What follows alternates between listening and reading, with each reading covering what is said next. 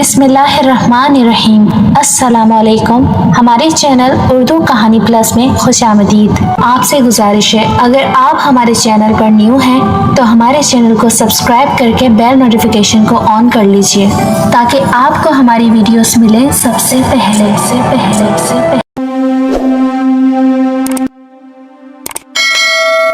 जिसका कोई भाई बहन ना हो, वो प्यासी रूह उम्र भर उन मीठे रिश्तों को तरसती रहती है। मैं ज़रा समझदार हुई तो इन अनमोल रिश्तों की कमी को मैंने भी महसूस किया। ताहम मेरी अम्मी ने मुझे इतनी तवज्जो दी कि मेरी सहेली और बहन बन गईं। वालिद भी रोज़ाना शाम को मेरे साथ वक्त बिताने लगे। कभी मेरे साथ टेनिस खेलते, कभी सैर को ले जाते और इंडोर गेम खेलकर कंपनी देते। मुझको वालिद के होते भाई की ज़रूरत महसूस न हुई। मेरे वालिद इतने बाशऊर थे कि उन्होंने मुझको तन्हाइयों के जंगल में भटकने ना दिया। हम इतने दौलतमंद ना थे, लेकिन कुंबा छोटा होने के सबब अखराजात कम थे। वालिद साहब ने उम्र भर की जमा पूंजी से एक जदीद इलाके में छोटा सा घर बनाया। घर क्या था, खुशियों का गहवारा था, जिसकी फिजा में वालिदैन के प्यार की महक रची बसी थी। अब भी वो दिन याद आते हैं तो दिल में एक मुसर्रत भरा एहसास जाग उठता है। मैं उन दिनों एफए की तालिबा थी जब हम नए मकान में शिफ्ट हुए थे। हम एक मामूली से घर से बेहतर घर में आ गए थे। मैं सारा दिन घर को सजाने संवारने में मशगूल रहती थी। कुछ दिन तो नए मकान की खुशी में मगन रही। बिलाखिर अम्मी को पड़ोसियों से राब्ते का ख्याल आया। हमारे साथ वाले घर में एक उमर रसीदा जोड़ा रहता था। उनकी औलाद ना थी। इतने बड़े घर में वो अकेले रहते थे। कोई मिलने चला जाता तो बहुत गर्मजोशी से मिलते और खुश होकर आओ भगत करते। उनका घर 2 मंजिला था। वो अपने मकान का ज़ेरे हिस्सा किराए पर उठा देते थे। इस तरह आमदनी का माकूल इंतज़ाम हो जाता था और उनका दिल भी बहला रहता था। मैं उनसे मिलने गई तो नहायत शफकत से मिले। हमारे घर की दीवार उनके मकान से मिली हुई थी। जब ज़्यादा आना जाना हुआ तो हमने बीच से रास्ता बना लिया। खातून खाना इसरार करके बुला लेती कि 2 घड़ी के लिए रोज़ मेरे पास आ जाया करो, तुमसे मिलकर जी खुश होता है। कॉलेज से आते ही ज़रूर एक चक्कर उनके पास लगाती थी। ये दोनों मियाँ बीवी बेहद शफीक थे।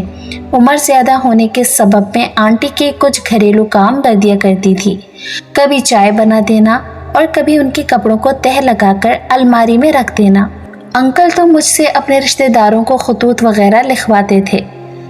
एक दिन उन्होंने मुझे कहा, बेटी तुम हमें अंकल आंटी के बजाय दादा दादी कहा करो। तब से मैं उन्हें दादा और उनकी बीवी को दादी कहने लगी। मुझे ये नया रिश्ता ज़्यादा अच्छा लगा।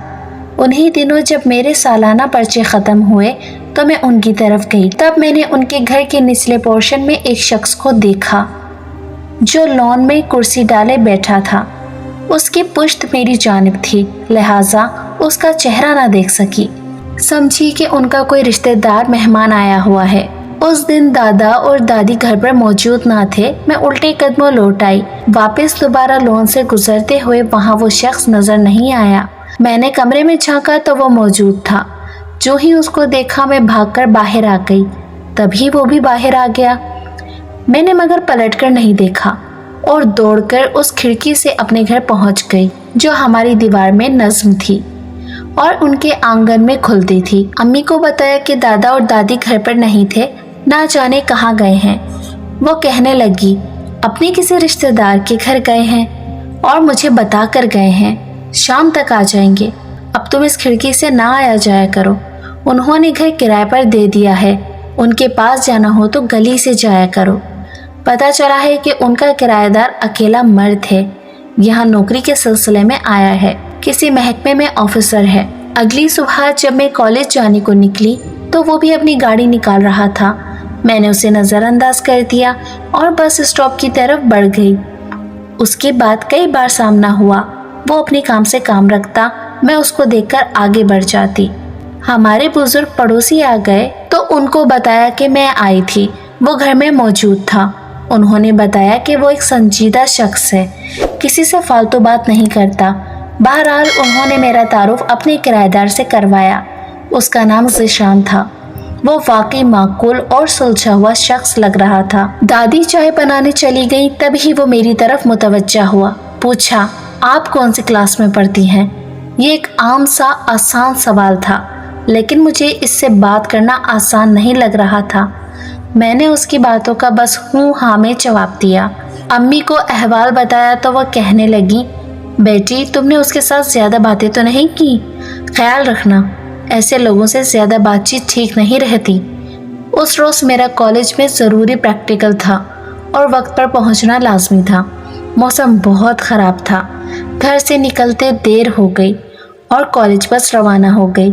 मैं इधर उधर देख रही थी कि बूंदाबांदी शुरू हो गई। बारिश रफ्ता रफ्ता तेज़ होने लगी। मैं घबराई हुई पब्लिक बस का इंतज़ार कर रही थी कि ज़ीशान की गाड़ी मेरे पास आकर रुकी। कहने लगे, आपको कॉलेज छोड़ देता हूँ, बारिश तेज़ हो गई है, आप और भीग जाएंगी। अगर बस के इंतज़ार में इसी तरह खड़ी रहीं तो मज़ीद भीग जाएंगी। मैं मौका गनीमत जानकर गाड़ी में बैठ गई। उसने गाड़ी स्टार्ट करते ही पूछा, आप कॉलेज जाएंगी ना? जी, मैंने मुख्तसर सा जवाब दिया। अभी हमने थोड़ा सा सफ़र तय किया था कि रास्ते में बारिश और तेज़ हो गई। बातों बातों में उसने मेरी वापसी का वक्त भी मालूम कर लिया। आज उसे सूट में मलबूस देखा तो पहली बार वो मुझको जाज़ब नज़र शख्स मालूम हुआ और मेरे अंदर छुपी हुई शर्मीली लड़की ने उसको वजह होने की सनद दे दी। बहरहाल नए मॉडल की कार, आला ओहदे पर फाइज और अच्छे इखलाक रखने वाले आदमी से मैं तो किया, मेरे जैसी कई लड़कियां मुतासिर हो जाती हैं। कॉलेज से वापसी पर बाहर आई तो ज़ीशान पहले से मौजूद था। मैंने उसे देख लिया, फिर भी मैं इस तरह बनकर के पास से गुजरने लगी जैसे उसको देखा ही नहीं। उसने मुझको आवाज़ दी, अरे कमाल है, आप बारिश में और इस कीचड़ में पैदल जाएंगी। आज आपकी किस्मत अच्छी है कि मेरा इधर काम निकल आया था, सोचा आपको लेता चलूं। किराएदार सही पर पड़ोसी भी हूँ, आपका बहुत हक है मुझ पर। इतना बड़ा अफसर एक मामूली लड़की को लेने भला क्यों आएगा, इधर काम ही होगा। इस सोच से खुद को तसल्ली देकर मैं ज़ीशान की गाड़ी में बैठ गई और उनका शुक्रिया अदा किया। घर पहुंचकर अम्मी को बताया। वो कहने लगी, चलो बारिश थी आज तो उनके साथ आ गई हो, आइंदा मोहतात रहना। शाम को फारिग हुई, दादा मियाँ और दादी जी से मिलने गई, वो भी वहाँ बैठा हुआ था। आज मेरी नज़र बार बार उसकी तरफ उठ रही थी। सच तो ये है कि उसकी शख्सियत और दौलत का तिलिस्म मुझ पर असर कर चुका था। खुद को लाख समझाया कि मेरा उसका मेल नहीं। वो एक अजनबी, एक खुशहाल अफसर, मुझसे उम्र में कम से कम 10 बरस बड़ा, लेकिन दिल था कि उसके बारे में सोचे जाता था। मसला ये था कि मुतवस्सित तबके की लड़की जिसने जिंदगी की बेशतर आसाइशें ना देखी थी, मेरे लिए तो वो एक शहजादे की तरह हो गया था। माँ मुझे हर वक्त नसीहत करती कि जब किराएदार घर पर हों तो मुझे पड़ोस में नहीं जाना चाहिए। मैं भी यही इरादा रखती थी, लेकिन जब वो मुझसे मुखातिब होता या अपने पास बुलाता तो मैं किसी मामूल की खातिर खामोशी से उसके पास चली जाती। एहसास था कि ये सब कुछ ठीक नहीं है, लेकिन एक उम्मीद कि शायद वो मुझको अपना ले, पसंद कर ले और एक बहुत अच्छी ज़िंदगी मैं सब कुछ पा लूँ। मेरी ढारस बन जाती थी। एक दिन कॉलेज से निकली तो वो मुझे नज़र आ गया, अपनी गाड़ी में था। मुझे पैदल बस स्टॉप की तरफ जाते देखा तो गाड़ी मेरे करीब लाकर रोक ली और कहने लगा, वो सामने इमारत में मेरी एक मीटिंग थी, वहाँ से निकला तो तुम पर नज़र पड़ गई। अगर बस में ना जाना चाहो तो मेरे साथ चलो। मुझको माँ की हिदायत याद आ गई, मर्द से ज़्यादा मिलना जुलना ठीक नहीं। तभी सोच में पड़ गई। उसने मेरी तरफ देखा और काफ़ी देर तक देखता रहा। उसका इस तरह देखना मुझे परेशान कर रहा था। सख्त मस्तरब हो गई थी। मुझे लगा कि वो मेरे अस्तराब से महफूज हो रहा है। अच्छा ठीक है, मेरे साथ नहीं जाना तो पैदल जाओ। मैंने तो इखलाकन गाड़ी रुकी थी। ये कहकर उसने कार आगे बढ़ा दी। तभी मैं अपनी सोच के गहरे भंवर से निकली और इशारे से उसको रोकने का कहा। उसने गाड़ी रोककर दरवाज़ा खोल दिया और मैं उसके बराबर वाली नशिस्त पर बैठ गई। जब हम एक रेस्टोरेंट के सामने से गुजरे, ज़ीशान गोया हुआ, बहुत भूख लग रही है, मसरूफियत के सबब नाश्ता भी नहीं कर पाया। अगर थोड़ा सा कुछ खा लें तो तुमको एतराज़ तो नहीं होगा? घर में अकेला रहता हूँ, खाना तो बाहर से ही खाना पड़ता है, जानती हो ना। मैं चुप रही। उसने मेरी खामोशी को रजा जाना और गाड़ी रेस्टोरेंट के सामने खड़ी कर दी। कहने लगा, बीबी उतर आओ, थोड़ा सा खा पी लेते हैं। अब मुझे उसके साथ जाते हुए हिजाब आ रहा था और मना करते हुए भी लिहाज था। नाचार मैं उसके साथ जा बैठी। ये मेरी ज़िंदगी का पहला मौका था जब मैं किसी रेस्टोरेंट में गई थी। उसने खाने का ऑर्डर दिया। मैंने ज़िशान के इसरार पर थोड़ा सा खाया। वो खाते हुए बातें भी करता जा रहा था।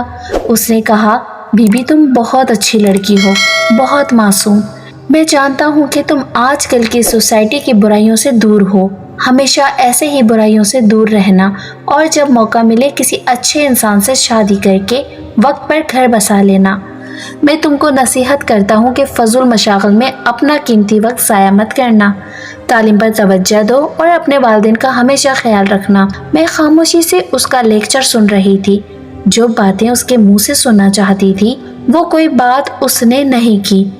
फिर भी मैं उसके ख्वाब देखने लगी कि शायद ये मेरी उम्र का तकाजा था। खुद ही से ये समझ लिया कि उसकी नसीहतों का मतलब है कि वो मुझे अपनाने वाला है, जल्द मेरे वालिदैन से रिश्ता मांगने का इरादा रखता है। वरना ऐसी नसीहतें क्यों करता कि हमेशा माँ बाप का ख्याल रखना।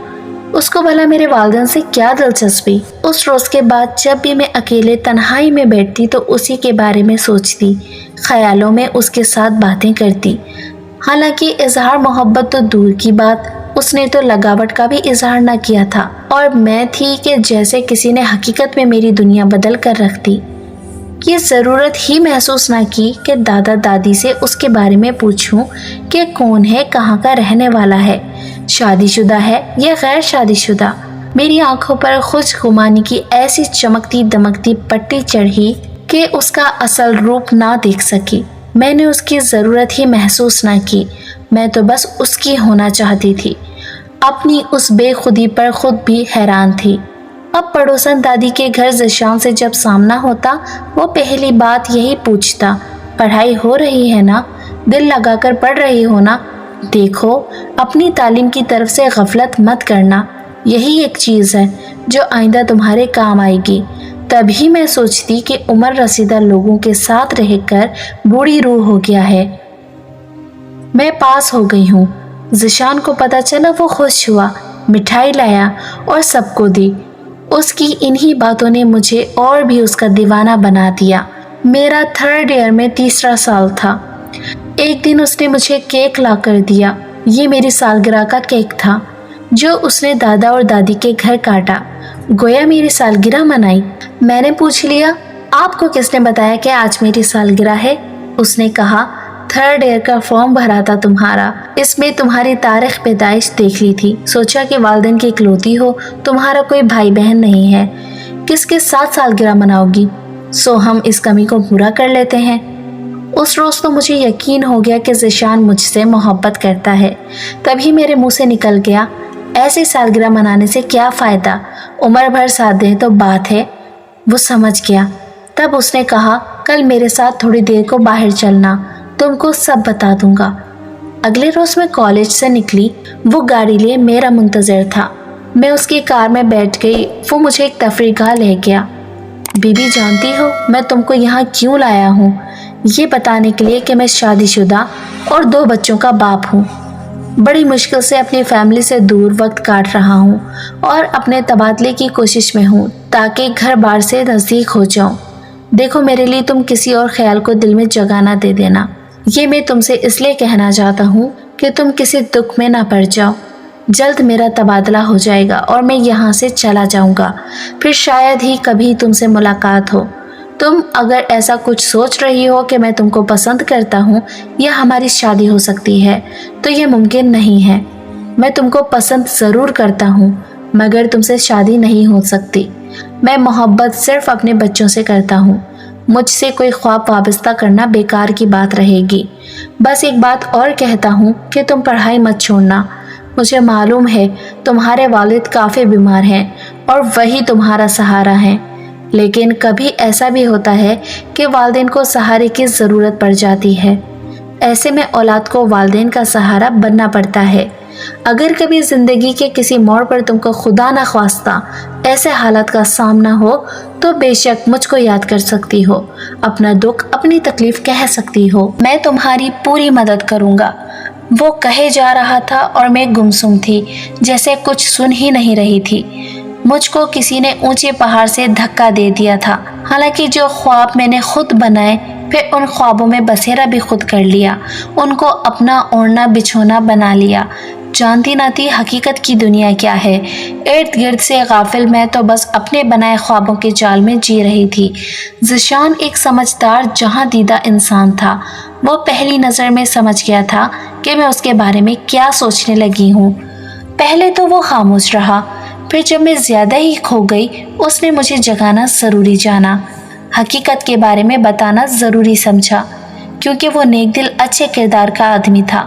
وہ لینا نہیں چاہتا تھا اور نہ میری معصومیت سے فائدہ اٹھانا چاہتا تھا۔ اس نے مجھے حقیقت کا ادراک دے کر حالات سے محفوظ کر دینا چاہا۔